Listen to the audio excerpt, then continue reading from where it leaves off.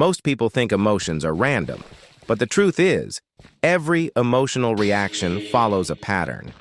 When you understand how emotions work, you don't just react to them, you control them before they even happen. The secret to influence isn't forcing someone to feel a certain way. It's guiding their emotions so smoothly that they believe it was their own reaction all along. The first step to controlling a client's emotions is shaping their emotional baseline. People don't feel emotions in isolation. They feel them in comparison to what came before. If a conversation starts neutral, then shifts to excitement, the excitement feels stronger. If a conversation starts warm, then turns slightly distant, the distance feels colder. The trick is to set an emotional contrast that makes them feel a reaction more intensely. For example, if they're used to consistent attention, pull back slightly and watch their mind amplify their need for your presence. If a conversation has been neutral, suddenly introduce an emotional hook, a personal detail, a deep insight, or an unexpected compliment. Their brain will feel the change more strongly than if the whole conversation had the same tone. The next layer of emotional control is preloading their expectations. The brain doesn't experience emotions randomly. It follows the expectations that have been set. If you frame a moment as something exciting, mysterious, or rare, their mind will feel that emotion before anything even happens. Instead of saying, "I have something to tell you," say, "You probably weren't expecting this, but I noticed something interesting. I don't usually explain this, but you seem like the type who would understand." Now their brain is already in a heightened emotional state before you even continue. One of the strongest ways to control a client's emotions is anchoring feelings to your presence. People don't get attached to conversations.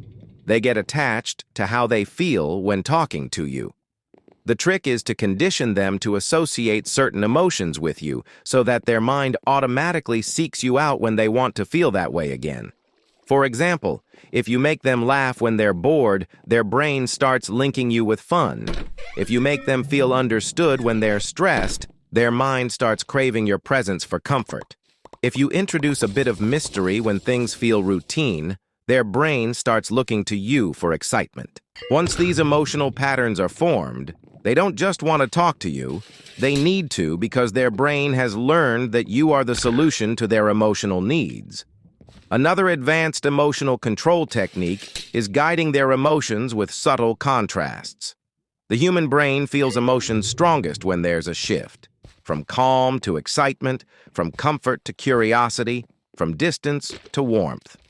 The mistake most people make is keeping conversations at the same emotional level. But if you introduce small emotional spikes and dips, their mind stays locked onto you. For example, if the conversation has been warm, introduce a tiny challenge or moment of playfulness. "I think you might be a little too confident. I like it. You have an interesting way of talking. I can't tell if it's a good thing yet." Now, their brain feels a shift, which makes them engage more deeply. One of the deepest psychological triggers for emotional control is pattern disruption. If someone expects you to respond a certain way, their mind becomes less emotionally engaged because it's predictable. But if you break the expected pattern, their brain refocuses on you instantly. For example, if they're used to people always agreeing with them, challenge a small point in a playful way. "I see what you're saying, but I think you're missing something interesting." If they expect a direct response, switch it up. "I could tell you the answer, but I'm curious what you think first." Now their mind is forced to stay engaged because it can't fully predict what's coming next. The final step in emotional control is closing every interaction in a way that leaves them wanting more. The mistake most people make is ending conversations too smoothly. But if the last moment feels unfinished, their brain keeps replaying the conversation. Instead of saying, "Talk later," say, "I like where this conversation is going. Let's continue it soon. You just made me think of something, but I'll save that for next time."